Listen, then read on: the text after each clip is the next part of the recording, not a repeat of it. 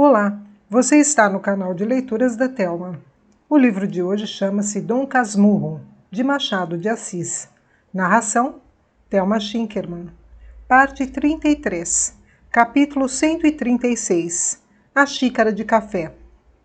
O meu plano foi esperar o café, dissolver nele a droga e ingeri-la. Até lá, não tenho esquecido de todo a minha história romana. Lembrou-me que Catão, antes de se matar, leu e releu um livro de Platão. Não tinha Platão comigo, mas um tomo truncado de Plutarco, em que era narrada a vida do célebre romano. Bastou-me a ocupar aquele pouco tempo e, para em tudo imitá-lo, estirei-me no canapé. Nem era só imitá-lo nisso. Tinha necessidade de incutir em mim a coragem dele, assim como ele precisara dos sentimentos do filósofo, para intrepidamente morrer. Um dos males da ignorância é não ter este remédio à última hora.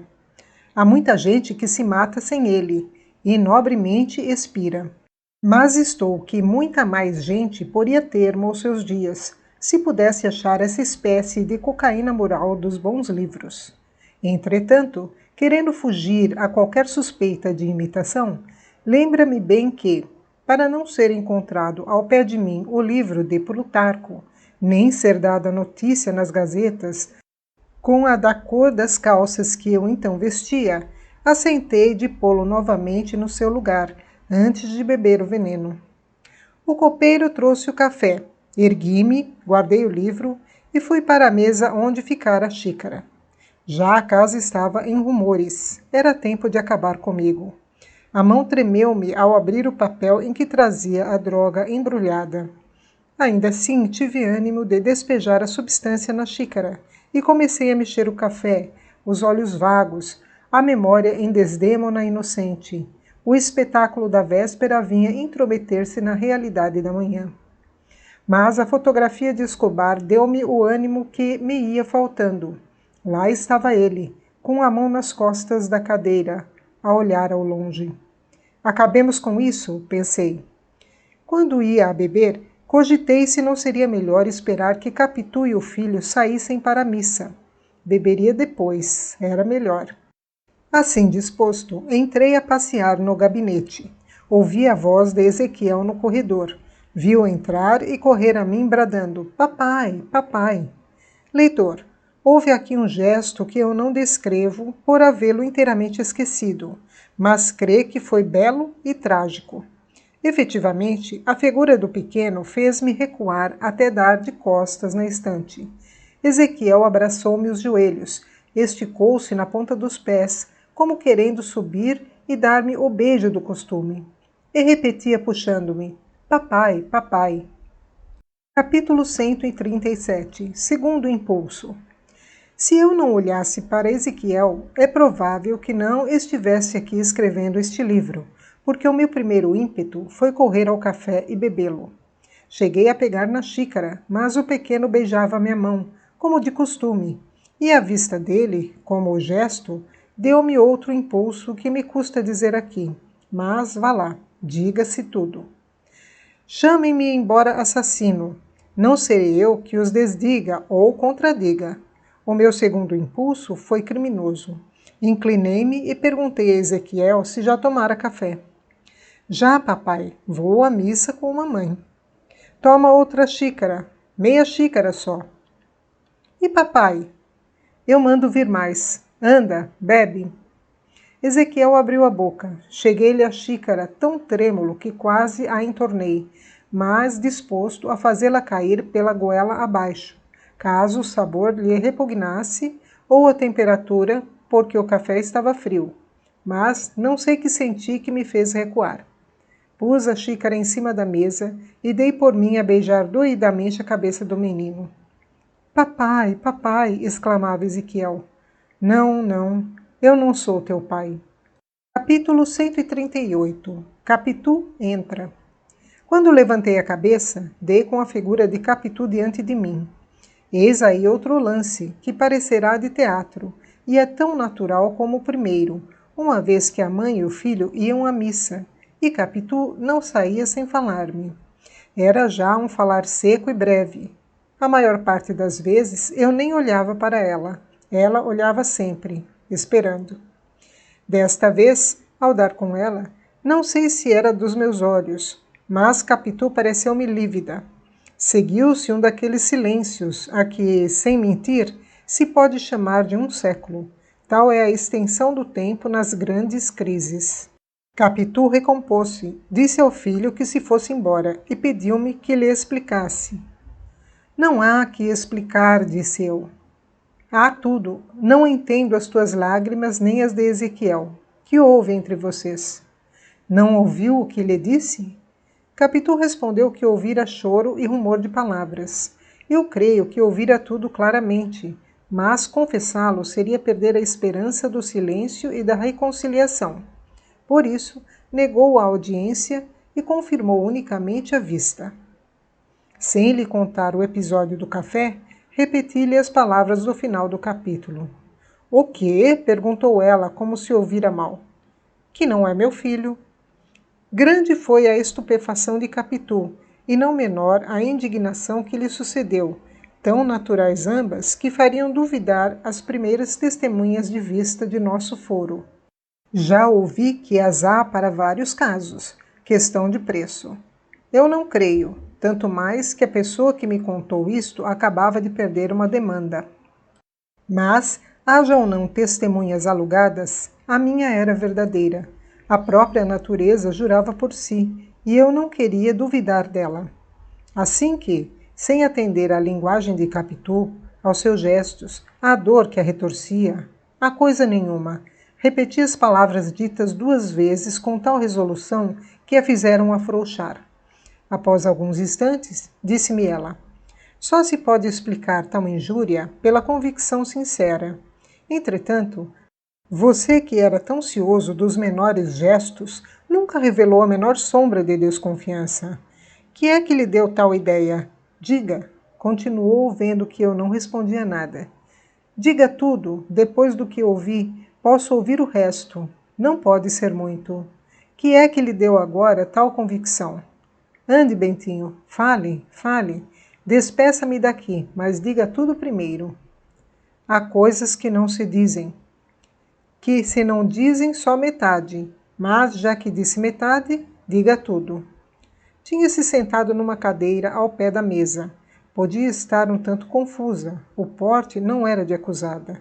Pedi-lhe ainda uma vez que não teimasse. Não, Bentinho, ou conte o resto para que eu me defenda, se você acha que tenho defesa, ou peço-lhe desde já a nossa separação. Não posso mais. A separação é coisa decidida, redargui, pegando-lhe na proposta. Era melhor que fizéssemos por meias palavras ou em silêncio. Cada um iria com a sua ferida. Uma vez, porém, que a senhora insiste, aqui vai o que lhe posso dizer, e é tudo. Não disse tudo, mas pude aludir aos amores de Escobar sem proferir-lhe o nome. Capitu não pôde deixar de rir, de um riso que eu sinto não poder transcrever aqui. Depois, em um tom juntamente irônico e melancólico, pois até os defuntos, nem os mortos escapam aos seus ciúmes. Consertou a capinha e ergueu-se. Suspirou, creio que suspirou, enquanto eu, que não pedia outra coisa mais que a plena justificação dela, disse-lhe não sei que palavras adequadas a este fim. Capitu olhou para mim com desdém e murmurou, sei a razão disto. É a casualidade da semelhança. A vontade de Deus explicará tudo. Ri-se? É natural. Apesar do seminário, não acredita em Deus. Eu creio. Mas não falemos nisso. Não nos fica bem dizer mais nada. Capítulo 139. A fotografia. Palavra que estive a pique de crer que era vítima de uma grande ilusão. Uma fantasmagoria de alucinado. Mas a entrada repentina de Ezequiel, gritando, mamãe, mamãe, é hora da missa, restituiu-me à consciência da realidade. Capitu e eu, involuntariamente, olhamos para a fotografia de Escobar, e depois um para o outro. Desta vez, a confusão dela fez-se confissão pura. Este era aquele. Havia por força alguma fotografia de Escobar pequeno, que seria o nosso pequeno Ezequiel. De boca, porém, não confessou nada. Repetiu as últimas palavras, puxou do filho e saíram para a missa. Capítulo 140. Volta da igreja. Ficando só, era natural pegar do café e bebê-lo. Pois, não, senhor, tinha perdido o gosto à morte. A morte era uma solução. Eu acabava de achar outra, tanto melhor quanto que não era definitiva, e deixava a porta aberta à reparação, se devesse havê-la. Não disse perdão, mas reparação, isso é, justiça. Qualquer que fosse a razão do ato, rejeitei a morte e esperei o regresso de Capitu. Este foi mais demorado do que de costume. Cheguei a temer que ela houvesse ido à casa de minha mãe. Mas não foi. Confiei a Deus todas as minhas amarguras, disse-me Capitu ao voltar da igreja. Ouvi dentro de mim que a nossa separação é indispensável e estou às suas ordens. Os olhos com que me disse isto eram embuçados, como espreitando um gesto de recusa ou de espera. Contava com a minha debilidade ou com a própria incerteza em que eu podia estar da paternidade do outro, mas falhou tudo. Acaso haveria em mim um homem novo, um que aparecia agora, desde que impressões novas e fortes o descobriram? Neste caso era um homem apenas encoberto. Respondi-lhe que ia pensar, e faríamos o que eu pensasse. Em verdade vos digo que tudo estava pensado e feito. No intervalo, evocara as palavras do finado Gurgel, quando me mostrou em casa dele o retrato da mulher, parecido com o Capitu. Hás de lembrar-te delas, senão, relê o capítulo, cujo número não ponho aqui, por não me lembrar já de qual seja, mas não fica longe. Reduzem-se a dizer que há tais semelhanças inexplicáveis. Pelo dia adiante e nos outros dias, Ezequiel ia ter comigo ao gabinete, e as feições do pequeno davam ideia clara das do outro, ou eu ia atentando mais nelas. De em volta, lembravam-me episódios vagos e remotos, palavras, encontros e incidentes, tudo em que a minha cegueira não pôs malícia, e a que faltou o meu velho ciúme. Uma vez em que os fui achar sozinhos e calados, um segredo que me fez rir, uma palavra dela sonhando, todas essas reminiscências vieram vindo agora, em tal atropelo que me atordoaram. E por que os não enganei um dia, quando desviei os olhos da rua onde estavam duas andorinhas trepadas no fio telegráfico? Dentro, as minhas outras andorinhas estavam trepadas no ar, os olhos enfiados nos olhos, mas tão cautelosos que se desenfiaram logo, dizendo-me uma palavra amiga e alegre.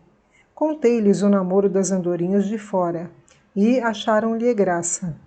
Escobar declarou que, para ele, seria melhor se as andorinhas, em vez de trepadas no fio de arame, estivessem à mesa do jantar, cozidas. Abre aspas. Nunca comi os ninhos delas, continuou, mas devem ser bons, se os chins os inventaram. Fecha aspas.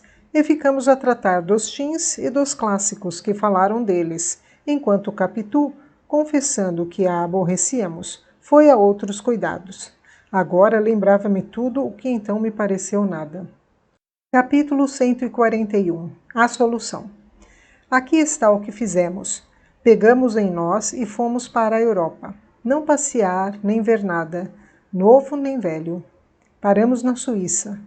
Uma professora do Rio Grande, que foi conosco, ficou de companhia a Capitu, ensinando a língua materna a Ezequiel, que aprenderia o resto nas escolas do país.